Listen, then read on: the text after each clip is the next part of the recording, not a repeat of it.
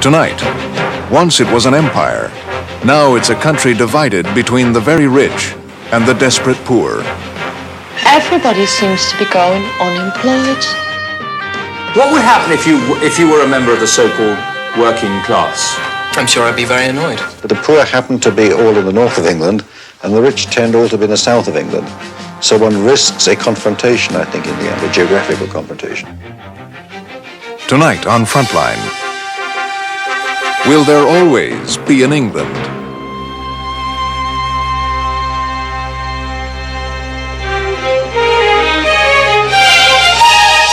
From the network of public television stations, a presentation of KCTS Seattle, WNET New York, WPBT Miami, WTVS Detroit, and WGBH Boston. This is Frontline with Judy Woodruff. Good evening. Tonight, a rebroadcast of a very special Frontline program. It's a film about our closest ally, the country with which we share a special relationship. Our histories are linked by blood and culture, and as we struggle with what the future holds, we look to each other for lessons. England, together with the rest of Great Britain, Wales, Scotland, and Northern Ireland, is engaged in an historic upheaval. The country that gave birth to the Industrial Revolution is entering the post-industrial world with difficulty. We in the United States are doing the same, although the changes here are less distinct, endowed as we are with great wealth and resources, and because we are such a mix of cultures. But England is a particular culture, a state of mind, a national character, and that is what our film tonight is about. It's an essay for Frontline by filmmaker Ofra Bickel, who spent 6 months traveling to parts of England we never see. Her film is about what's happened to Britain, and the question she asks, will there always be an England?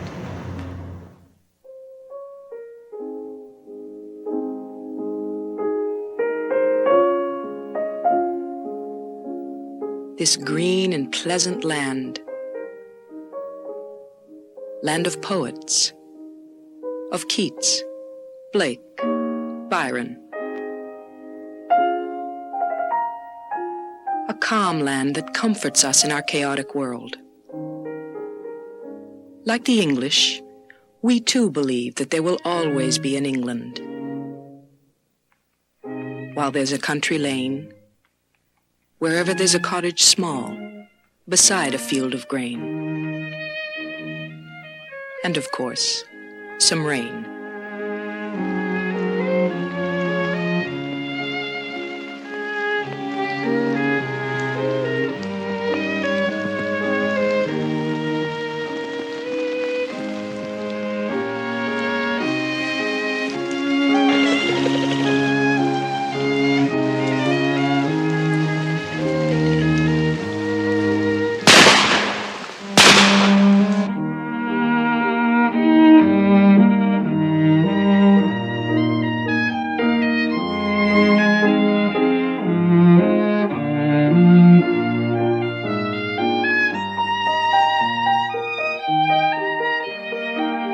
The English. A subtle, civilized people. To Americans, a nation of beloved characters. The vicar, Miss Marple, and the country squire. Like Peter Maxwell. You can meet Peter Maxwell and his wife Virginia on your trip to England. Hello. You can visit their home near Winchester. I was a little child, I could see her. Hello. If everybody will come in. You can pick your own fruit. This summer was an extremely good summer for the strawberries in terms of the wet. They were very juicy ones. And have a tour of the historic house. Just be careful of your head. That's lovely. So nice of you. You brought everybody over, did you? Yes. And of course, you must have tea. Yeah. This is a cake Mrs. Blackwell's made just a minute ago, so it couldn't be fresher. Do you have milk and sugar? Yes, please. You do. These little teacups are Meissen teacups. My mother-in-law got them, and I think I'm right in saying you can't buy myosin China any longer. You said just milk, didn't you? I wondered, is there anybody who would like some more tea? Do you want sugar in that? English tea with some family history. One of the features about the Maxwell family is that because they were Scottish, they were frequently on the wrong side. And one of the most interesting one was Simon Fraser of 13th Lord Lovat, who is this character portrayed in this famous print by Hogarth. He ended his life leading the Jacobite rebellion of 1745.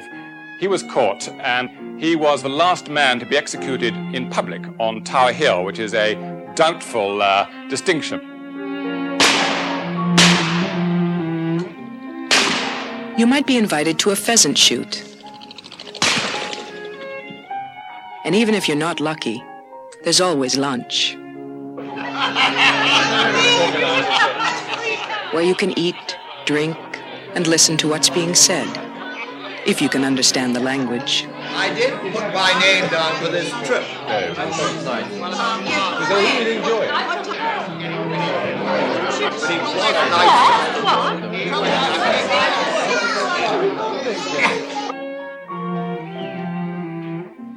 Afterwards, you and the pheasants get another chance.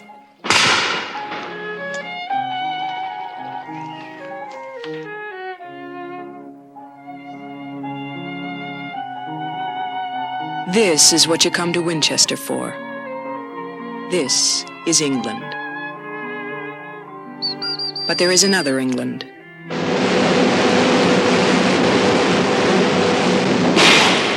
Mighty England of the North. Cradle of the Industrial Revolution. England of Birmingham and Sheffield, Manchester, Newcastle and Liverpool. Gateway to a great and vast empire, bringing wealth and power to this island nation. Now, a monument to past glory. 130 years ago, Britain was at the pinnacle of her industrial preeminence. Britain led the world. Britain was the workshop of the world. And we had no competition. The difference today is that we have acute competition, and we have not faced that competition effectively.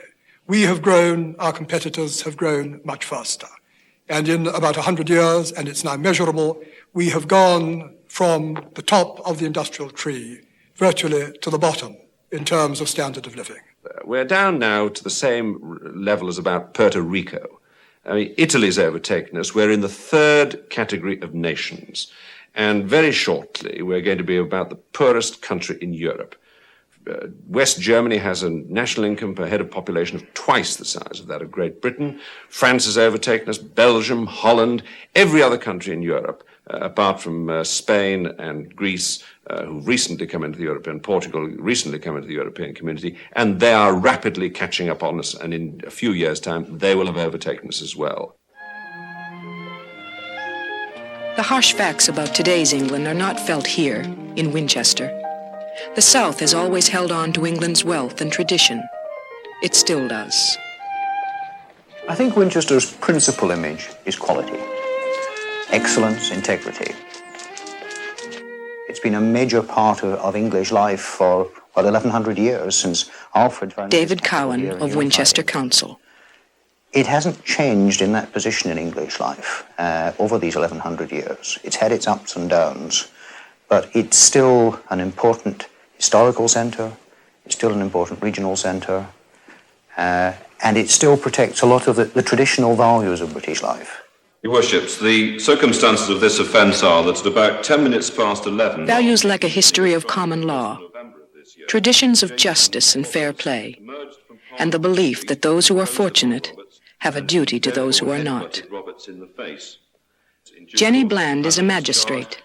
She is one of the leading citizens of Winchester, a conservative city. He went to the police station of his own accord. We feel very strongly about this because we will not have this sort of violence in the streets of Winchester. I was certainly brought up in a conservative household, but I think, like many of my background, one is very concerned at the terrible conditions in which some people in this country now live. And although one doesn't want the sort of free-for-all government we had until, was it 8 years ago, when really wages soared and the country became extremely inefficient and inflation was getting out of control. One doesn't want that. At the same time, one would like a government that had perhaps a little bit more interest and concern about those who can't help themselves. At her home, Jenny does what she can to help. Yes, sir, 3 bags full. She runs a kindergarten for the neighborhood children. And 1 for the day, and 1 for the little boy who lives down the lane. Could I speak to Sir Michael Davidson? Almost single-handedly, she raises money for local charities. Michael, thank you for your letter. We're enormously grateful. 80,000 is the largest cheque we've had so far. We charge something like 30 quid a ticket. It's the tradition of noblesse oblige, to help others. Somebody like Lenny Henry, who's very funny. Derek Nimmo, who's a great friend. I can always twist his arm. But for all she does here at home, she knows there's another England, far from here. We were charging 30. We want at least 15 of that to be profit. I don't think people in the south of England have a clue what other parts of the country are. When I say people, I'm generalising enormously. Of course, there are people who travel and who are concerned. I happen to travel up and down quite a lot and have reasons to go to the north of England and have seen the sort of state that the cities there are in and terrible unemployment and the effect it has on people. But an awful lot of people who live around here have no reason to know how bad it is and just don't concern themselves. In Liverpool, Leslie Sweeney has good reasons to be concerned.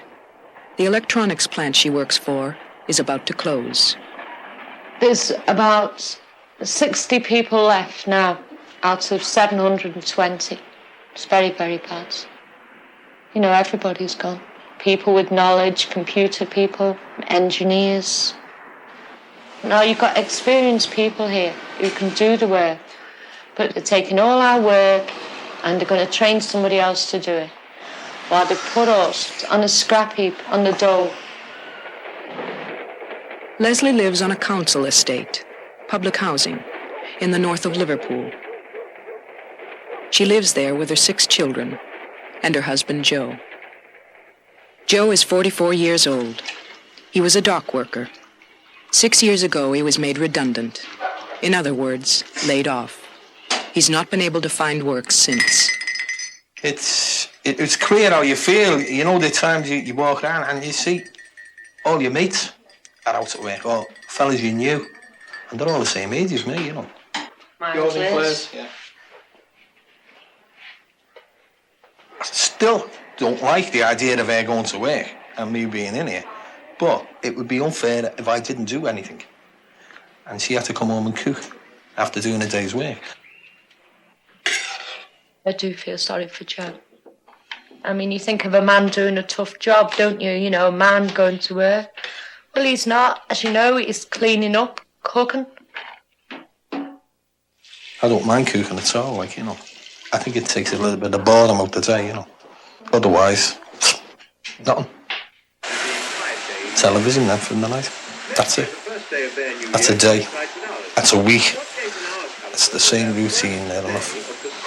Day in, day out, week in, week out.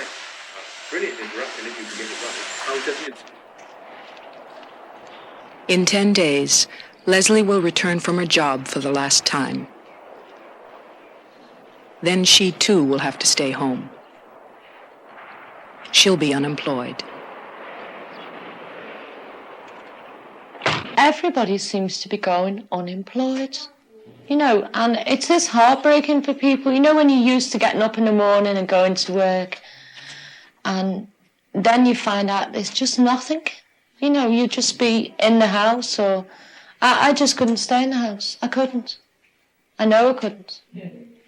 I mean, you think as you're getting older, I'm 41 now, and you think, you know, you're getting older, you'll be able to work and you'll be able to save this, that and the other, but you can't.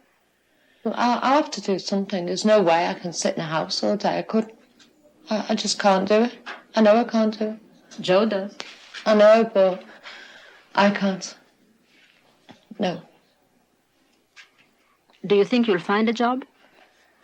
I'll search for a job. I'll go out first thing in the morning. Till last thing at night if I have to, I'll get something. But the visits to the job centre are sobering. I've applied for 38 jobs in the last 3 weeks. I've had 3 interviews. You never hear anything after an interview. It's if they pick people out before you even go for it. And it's just a formality that you go for these interviews so they can say, well, we've interviewed so many thousand. I applied for a job the other week that isn't even advertised yet. And there was 2,000 people for it.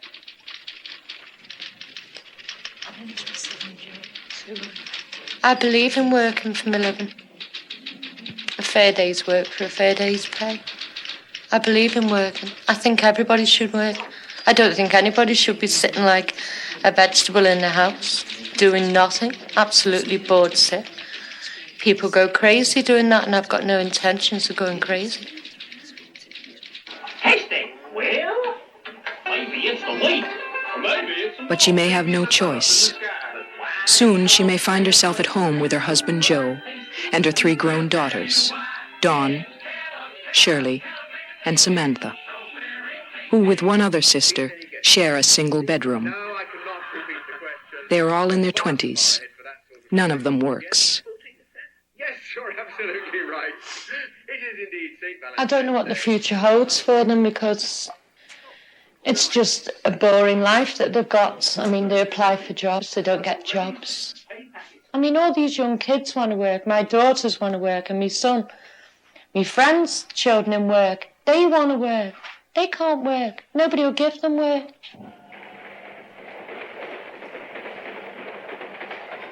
There are 31 families in the small council estate. Only 4 people work, and one of them is Leslie. A few houses down the road lives Mr. Galloway with his son Stephen and his daughter Tracy, all unemployed. Tracy is 19. She's not looking for a job. Except for the fact that her parents are divorced, Tracy is happy at home. I think I would really be happy if Mum and Dad were together. But I know that can't happen, so... Come on, you lazy fucker. Like every teenager, she has her dreams. I'd want to be an air hostess. Get round, see the world. Never been abroad. I am happy at home, though. I get up about 12, sometimes 1 o'clock in the afternoon. And I can come downstairs, and I know my dad's done everything. He does the washing, the cooking, the cleaning, the ironing, the shopping. So, more or less, I don't have to do anything. I mean, I should do, but I don't. My dad does all the work. I watch the Sullivans, that's on at 1 o'clock in the afternoon, or something that's on the telly, and then I go round to Julie's. Sometimes Julie comes round here. They said the role's missing them, the part, like, the storyline. They said they never closed it, so he can come back when he wants. He's working away down south, didn't he? They talk about their favourite soap operas and worry about the future of the characters. But it's not all as simple as it seems. Tracy is 5 months pregnant, and Julie, who is 16, has a 1-year-old daughter.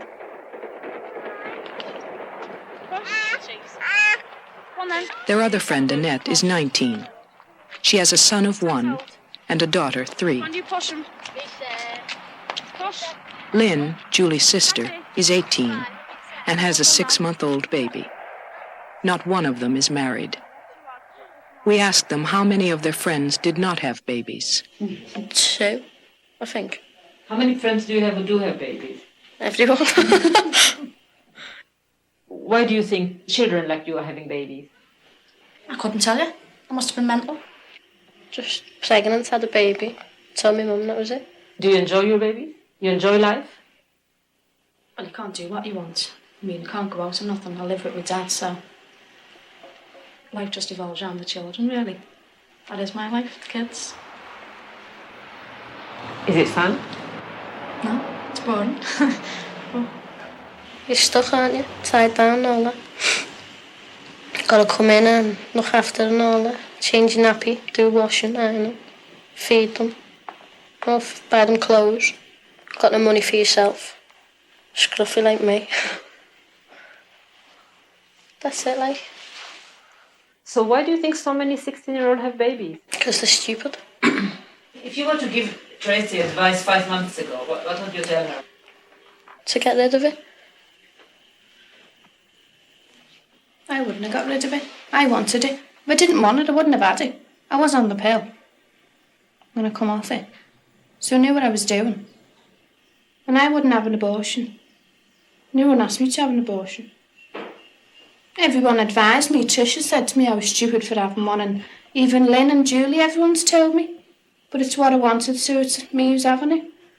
What would the baby add to your life, do you think? I don't know, really. Got to find out now, haven't I? When you had the car, were I wouldn't like to be young today. You know, there's no work, there's no prospects or nothing. The girls, they all get into trouble, you know. Quite a few round here in this area that's pregnant, you know, or that's got children. I mean, she's not the only one. Oh, yeah. It's tragic, really. I'm glad that I was young, you know, years ago when there was plenty to do than what now, you know. I don't think I could cope now.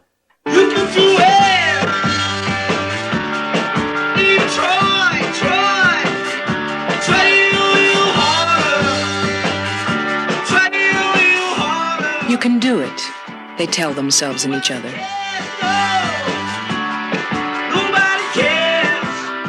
You can do it if you try. After all, others made it here in Liverpool, didn't they? Okay, here we are outside the Oxford Street Maternity Hospital, and in room 1924, John Lennon was born on the 9th of October 1940, and you can actually see this room itself. There it is, right in the middle with a balcony, fitting for John Lennon. But the Beatles, like the glory of Liverpool, belong to the past. The docks are now desolate, facing empty seas.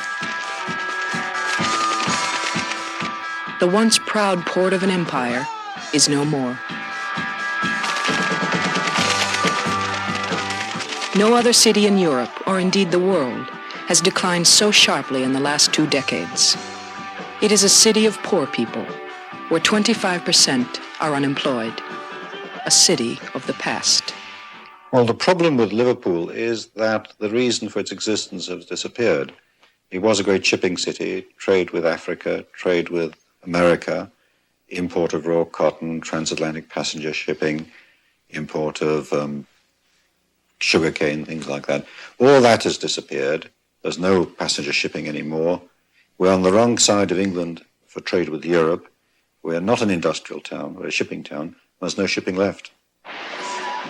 Over a third of the population of Liverpool has left. Half of the manufacturing industry has disappeared. Now, the second and third generation of people are without work. Liverpool is a devastated city, where people feel that no one cares about them very much, least of all, the present Conservative government. The members of Parliament for the Conservative Party that support the Prime Minister are almost all in the South. There are no votes, no seats up here, and there's no way of winning seats up here, so there's a political reason.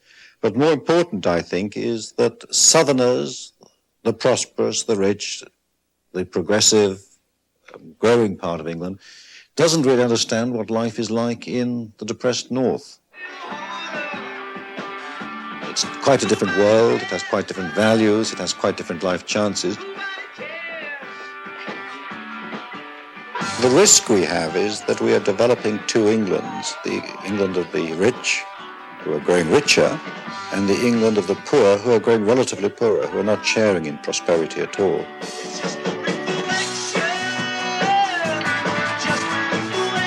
And it's not only that you have a rich class and a poor class, but the poor happen to be all in the north of England, and the rich tend all to be in the south of England.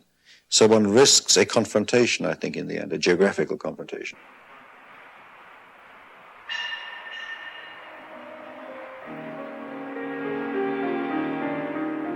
In Winchester in the south, the unemployment rate is the lowest in England. It is a cathedral city about which an Englishman wrote, "No English city has a nobler record in the past, or a life more peaceful in our rushing, hasteful age. There is still given to those who have the wisdom to know it, to dwell in peace." Words written almost 100 years ago still ring true today.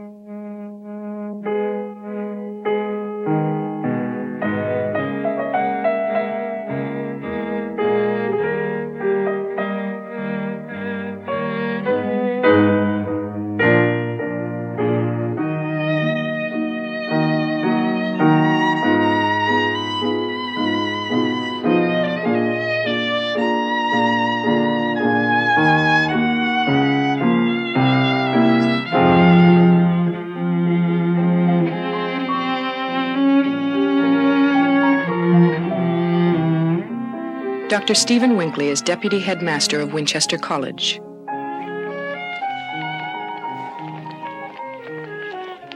The college was founded in 1382 by William of Wykeham. Its students are still called Wykhamists. It is the oldest and one of the most venerated of the English public schools. Its graduates are among the best and the brightest. We are in a fortunate situation at Winchester in that 90% of our people will go on to university education, and the majority of them will find work pretty easily, as far as our information goes at the moment, at the end of that. And to that extent, we are obviously, as it were, at the top end of the market in terms of being able to use the opportunities that are available in the world outside. What is it specially about us that gives us this special quality? I think society, the way this country's run, puts us into that sort of situation. Puts us into this situation. Right. So you're an unwilling victim of society. I'm not unwilling. You're a willing victim benefiting. of what society has done. What would happen if you were a member of the so-called working class? I'm sure I'd be very annoyed. I'd hate those Wykhamists. I'd hate them. Because they had something that I'd probably want. They got money, they've got a good job at the end of their scholastic career. How many people in this room are worried about getting a job? Or, to put it more precisely, worried about not getting a job?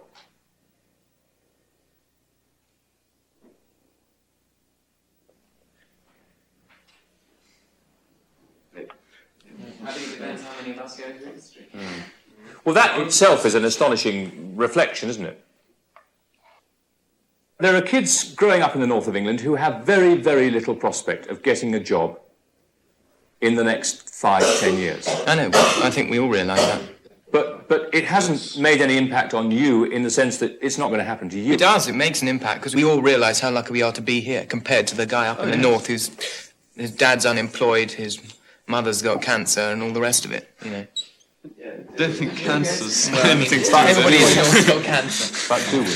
I wouldn't say that the fact that there's massive unemployment in this country comes up as a subject of discussion in this school more than about once a year, if that. It's something that we discuss quite a lot in economics. Well, if we did suddenly become unemployed for a long time, it would be shock horror, I think. Someone from Winchester to come out of university and go onto the dole would be a... 20%, Peter, means 1 in 5. There are 15 people in this class. We would expect, therefore, 3 people to be worried. Yeah, but no one's worried. No, but in this school, it wouldn't be. It'd be an awful lot. The fact is, it may be regrettable, but Wykhamists are more likely to get a job than someone who's left school at 16 from a comprehensive. I mean, you have to face the facts. Right, and the fact you're facing is that you're likely to get a job. Yes, statistically. So no one's worried about it. Not really, no. Let's suppose I was a teacher in the north. My feelings, my perceptions of the world would be very different. I would see the world, for starters, as hostile. I would reckon the world was against me. I would reckon that there weren't the jobs that maybe there were when I grew up, especially if I grew up in that part of the world, that the thing was changing much faster than I was able to keep touch with it. My emphasis would be much more on educating my charges for change and for leisure, which is, I guess, a pretty bogus way of saying educating for unemployment. You got the oxygen in your lungs? Mr. Price teaches school in the north, in Liverpool. Education, when I went to school, was the answer. It gave you a chance to get out of your strata of society, work your way up, if you like, and the job was there. You could follow a certain path. Today, there's no jobs. There's no hope. If I was a working class child, I just don't know what I'd do. You had anemia. We mentioned it before. I don't see any future at all for them. Somebody somewhere has to provide, if not a job, at least a hope of a job. And at the moment, it's the hope that's missing. They will accept that they might not have jobs this year. But at least if someone said, well, maybe in 3-4 years' time, there is hope, then they would accept that. But nobody's saying that. What they are being told is that upon leaving school, they must enroll in a government program, the Youth Government Training Scheme, where they will be trained for 1 year in various jobs, training which will help them find work in the future. It doesn't quite work out that way. Steve Galloway finished his training more than a year ago. Wrote off for about 20 odd jobs, and it's the same answer. Like, don't call us, we'll call you. But some is, when you think you've got it and you find out you haven't, that's the worst. So, what do you do? Not much. Not much. Well, I usually go down with my mates, visit my mates, go for a drink or, not much really. Time passes, but you never know how it passes, it just passes.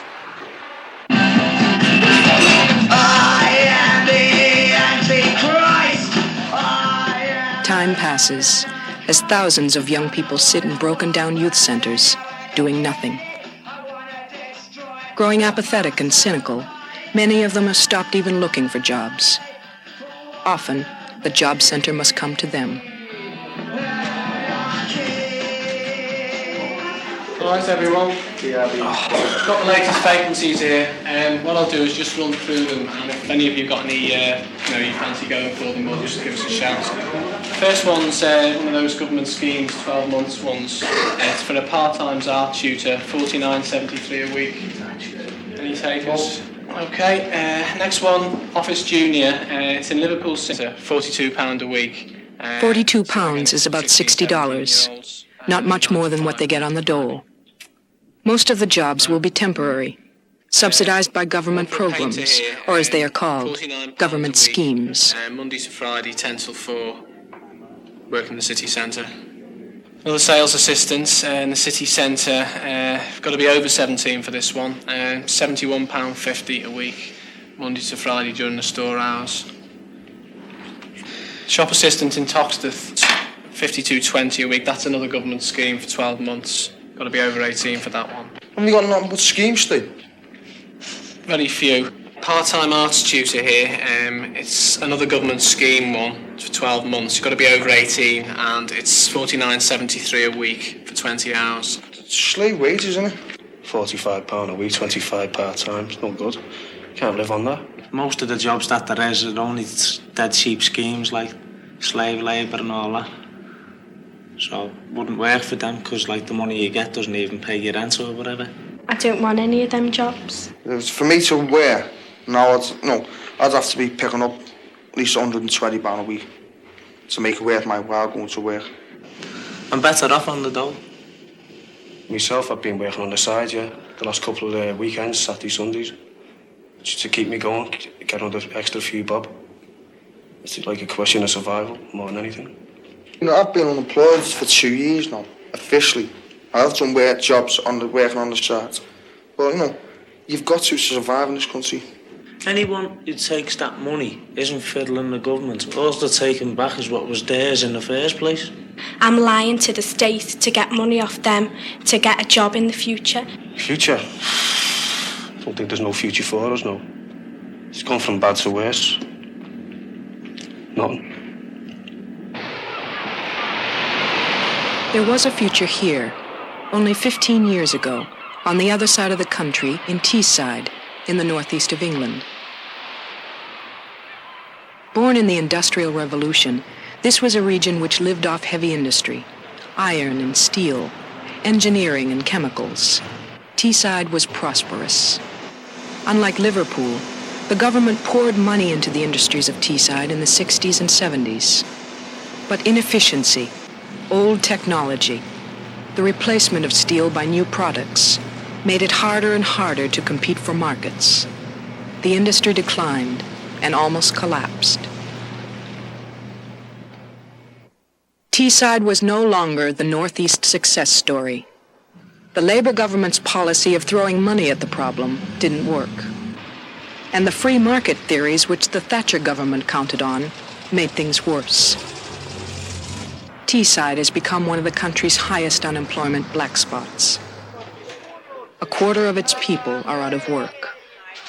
Dole queues sprang up across the region. But unlike Liverpool, there was no long tradition of unemployment here, so the blow felt harder, and the sense of failure more profound. People ask me, I might bump into my friends that I've not seen for a long, long time, maybe years. And just talking in conversation, and they might say, how's John doing in his job? And I say, well, he's not working. And immediately my thought is that they're thinking, oh, here we go, another scrounger. And they might not be, but I feel as if they are. John Mackin was a skilled worker for British Steel. I've tried to get jobs in other areas, but you don't even get a reply off these people. I could really pick up my bedroom walls with the letters I've had from British Steel. I've saying no. I came home in a state of delusion once because I got an interview. It was, I was down to 6 from 3.5 million down to 6 for an interview. And, you come home jumping about and clicking your heels together. It's very, very rare that he does go as far as an interview. But if he does go as far as an interview, I think maybe this time it might be it. He'll go for the interview, and when he comes back and he says, I didn't get it, I feel very angry and hurt because I think, well, why didn't he get it? Well, what's wrong with him? He's a good worker. And I start saying, but did you tell them how long you were at your other job? You're not going to stay there for a couple of weeks. You want to be there for a long time. Did you tell them that? Did you make sure that they understood? But there's nothing I can do about it, he'll say. I can't make them give me the job. And I say, but why? Why don't they like you? I mean, there's nothing wrong with you. You're not deformed, Did you make sure that you are a good worker? Did you tell them? And I tend to get a little bit angry with him. Did you put yourself over enough that they understood that you really want this job? And then he'll get a little bit angry with me. And then he might say, I can't plead with them. I can't make them give me the job. There might have been thousands after that job. Not hundreds, or maybe 5. There might have been thousands. What makes you think they're going to pick me? But because you're a good worker, why shouldn't they pick you? But so is everybody else that goes after a job. And so I might just, I just accept it then. I say, well, okay then. But I still think in the back of my mind, they don't like him. That's why. They didn't like him. Remember, this will be your first contact with the employer, and it is important that you make a good impression. It could get you through to an interview. The government, too, seems to believe that it is all a matter of being liked. So job clubs are being run, where the unemployed are taught the secrets of appealing to a prospective employer. Think about what you've got to offer an employer, and be prepared to answer questions about yourself, People who never had to look for work, because industry was always there for them, must now learn the ABCs of the outside world, like making a telephone call. What can happen is you get into the middle of the call and your money runs out, and you haven't got enough change. Make sure you've got a pen and paper handy to take down details. When you get through to the department head, address him by name. Hello, my name's David Jones. I'd like to speak to the head of the sales department. Can you tell me his name, please? Yes, it's Mr. Stewart. I'll put you through. Hello, Mr. Stewart. My name's David Jones. I've had several years in sales, and I'm interested in meeting with you to talk about the possible openings in your department. We did use mortise machines. When John Richardson, who's a skilled worker, got his hoped-for interview, it was with the director of a community program where jobs are subsidized by the government. And it's temporary work for a period of only up to 52 weeks. Yes. Don't you? Yes, the contract. How do you feel about that kind of work? Well, I mean, a job for 52 weeks, one way of looking at it, it is a job to keep me off the door for a year. Right. But in the If long somebody comes to us for a job, their chances of getting a job are 1 in 25. Till I'm what, 55, maybe 60, if possible. Would you be willing, while you're with us, to undertake... I wouldn't have believed 3 years ago that we would get the numbers of people and the quality and the skills of the people coming forward to take these jobs. You've actually been unemployed now for 3 years. 3 years. We know that the vast majority of the people who we've interviewed will not find employment with us at this point in time. Well, mainly, I've just got myself into a sort of routine, just doing more... It's not a problem with the people not having skills. It's because they do. Let's have a look. It's not the problem that they're not highly motivated because they are.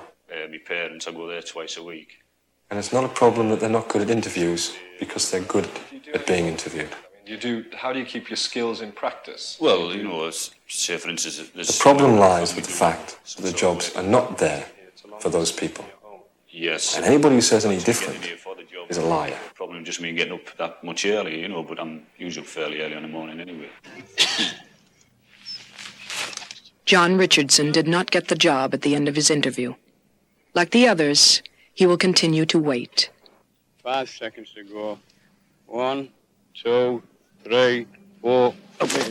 He will pass the time as best he can, watching pigeon races. What's the height he'll get when he goes over that score? The sport of the unemployed. See him climbing? Yeah.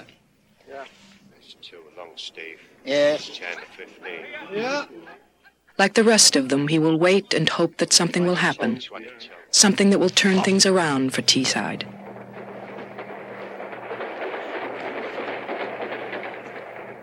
Why did this happen to England? Britain never took the decisions it had to take in order to modernise its manufacturing industry. It never took the decisions it had to take in terms of its attitudes in industry. And that's meant that for about the past 20 or 30 years, we've been in a pretty steady decline that's actually been hastened over the last 5 or 6 years very, very rapidly. Well, I think it's all part of the post-Second World War heritage in which we built a great country on an empire and with an empire and haven't yet adjusted to a new role in the world. I think we'd started doing that when Edward Heath took us into the European community at the beginning of the 70s, and then Harold Wilson confirmed that decision under the Labour government. I think people began to get a sense of being a European country and playing a role within the European community, and we started looking in that direction. But then, you see, we've had something like the Falklands War, which I think is a tremendous disaster from this point of view, because it's revived all the ideas of grandeur, of great old Britain going out into the world and being a great international power, when the truth of the matter is, which the British people don't like to face, and British politicians don't like to face very often either, is that we're the 19th country in the world. Many people say that the loss of empire and our failure to modernize after 2 wars, which in fact we won, are the fundamental causes of our failure to be more successful industrially. I don't believe it. I think the empire was a contributory factor in that it gave us access to protected markets, but not a fundamental factor. We actually won 2 wars, so the question comes up, if we can win a war, why can't we win an industrial battle?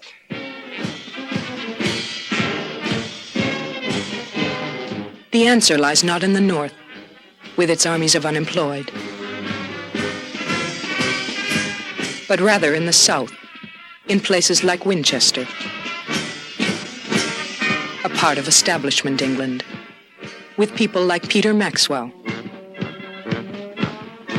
a member of the Winchester City Council. There is a serious argument which we have to contend with, which is the argument by the City Council, which has to represent Winchester district as a whole, not just Kingsford, not just this little village, but the whole locality. And their argument is that we may need high technology in this area for the sake of our local firms and for the sake of our children who may need to find jobs in high tech when other jobs have gone out of the window in 10, 15 years' time. Every year, industry and roads take something between 60 and 100,000 acres of land in this country, small as it may be, for development. Why on earth put something down here in a beautiful part of the English countryside? Why can't they take it somewhere else where the people desperately need jobs? In this most attractive area are woodland, and over 200 trees would be destroyed at one fell swoop. They're 200 years old, some of them. This is quite nonsensical. Totally unacceptable as far as I'm concerned. The demand is not there. And for goodness sake, let's keep this area as clear as we possibly can. Let us say no, no, no. The minister for this said the other day that the countryside is one of the glories of the nation. Yes. And I think we've got to hold him to that and say, you put your money where your heart is and yes, protect the local countryside, because that's all we've got left in this part of the world. Over 200 years after the Industrial Revolution, industry is still alien in the South. The real England is in the countryside, and the admired Englishman is not the successful industrialist, but the educated country gentleman. It's in the history. We were the earliest country to industrialize. We industrialized as we are said to have acquired our empire in a fit of absence of mind. We were an agricultural economy, a highly successful one, a highly stable society. And the people who in fact started the Industrial Revolution were the nonconformists, people who were denied the esteemed occupations of government, the academic world, the learned professions. And it was the Quakers and other nonconformists who were the pioneers of the Industrial Revolution. So to that extent, it started off, if you like, with a degree of social stigma. Nonetheless, we flourished industrially over that period up to the middle of the 19th century. And then the next blow, if you like, to foundations as an industrial country was Dr. Thomas Arnold, a most distinguished headmaster who went to one of the most famous British public schools, as we call them, which are, of course, private. And when he went to Rugby, he said the ideal of an English gentleman, and he didn't even think of educating English gentlewomen in those days, was someone as far removed as possible as from making money, and therefore from industry. And that ethos, that ethic, the idea that to be an academic is better than to be someone using his hands or her hands, has pervaded the British educational system ever since.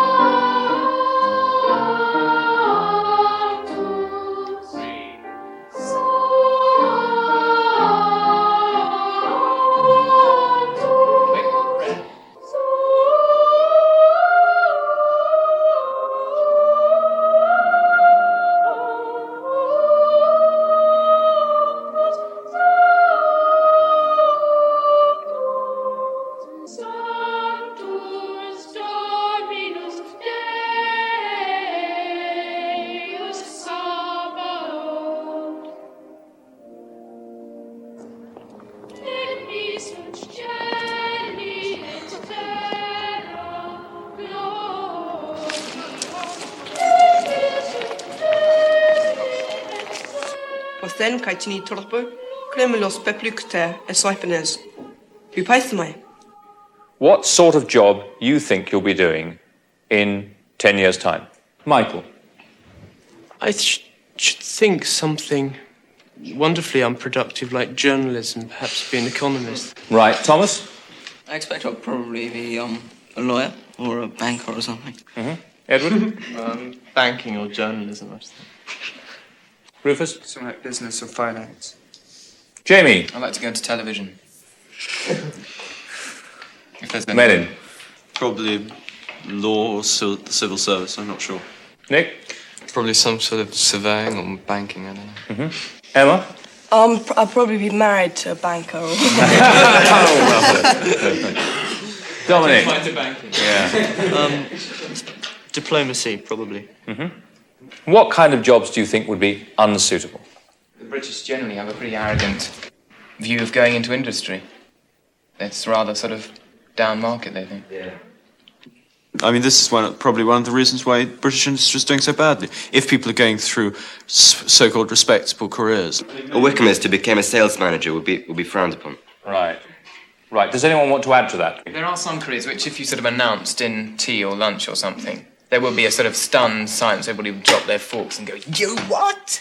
That's You're right. going to go into sweet manufacturing or something. That's right. Well, industry at the moment is a very risky thing to be involved in. There are companies going into liquidation every day. There's an enormous amount of risk in it. And compare the risk in industry to the risk of being a lawyer, where there are enormous profits. The market is huge and growing. It doesn't actually produce anything, but it's an enormously safe job. Industry sums up something that's greasy, dirty, strikes. It's just unpleasant. It's just not something that some little sheltered boy who goes to Winchester College would do. In one sentence, I think I would sum it up by saying it is we don't regard industry as the occupation for a gentleman. This report now from Terry Baker. Any new industry which these days provides jobs in the North East is more than welcome in these very grim times. Hartlepool is... In fact, so few people go into manufacturing industry these days that those who do are hailed by press and television. This story started when the government offered a £75,000 bank loan to anyone willing to open a factory in the north. Chris Leveris, a Greek Cypriot, was interested. The fact that he hadn't a penny of his own did not stop him from picking up the telephone. I heard this voice, obviously a foreign voice. I didn't know where he was from. I didn't know what he was wanting to do. He wanted to come and talk to me about setting up a factory, a business in Hartlepool. I said, well, look, this is not a question of me failing. I am going to succeed. Have no fear. Never mind the cost. At the end of the day, I said, we will succeed. I didn't really believe it, but it was... Within 2 weeks, he was back again. It took a few weeks of, persuading people, but I had a big enough mouth to make sure that everyone understood what I was saying. It was just unbelievable. The rest of the story tells itself. This is BBC One. Now from Newcastle, look north with Mike Neville. 3 years later, Mr. Chris is a huge success story.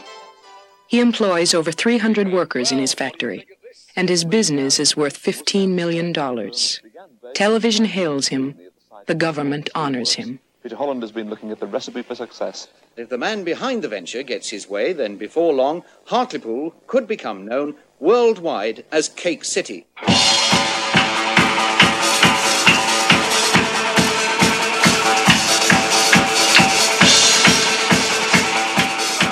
It's not shipbuilding or high-tech, and cream cakes may never put England on the industrial map again. But they do make Mr. Chris rich. He works hard for it. Whether I am here, whether I am traveling, whether I'm at home, at all times, I think of how I'm going to make it bigger, better, more strong. Sometimes I get up at 1, 2 o'clock in the morning, I do my exercise in the bathroom, and I think, now, that's what I should do tomorrow, and I cannot go back to sleep. So I get in my car, I come to work. 2 o'clock in the morning, 3 o'clock in the morning here is not news to my staff. They don't even turn a hair. They expect me. And this attitude is what Mrs. Thatcher expects from Britain. A new attitude towards entrepreneurship and industry.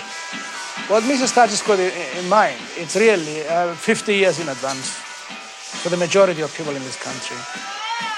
They're not ready yet. No way. If they were ready, there's lots of money in this country. Go out and get it. It's there. That's the motto. But to do that, England will need a new kind of industrialist, able to resist what the old ones could not, the lure of being an English country gentleman.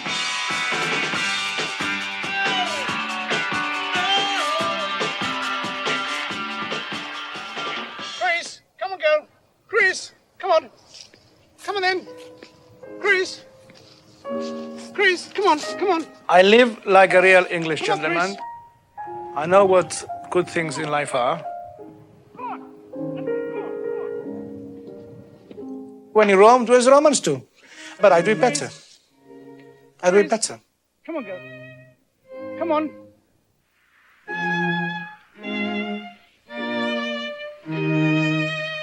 So our journey ends where it began, in the English countryside, where no new ideas, no government plans, no bleak statistics hold faster than the English dream and the belief that as long as there's a country lane, wherever there's a cottage small beside a field of grain, there will always be an England.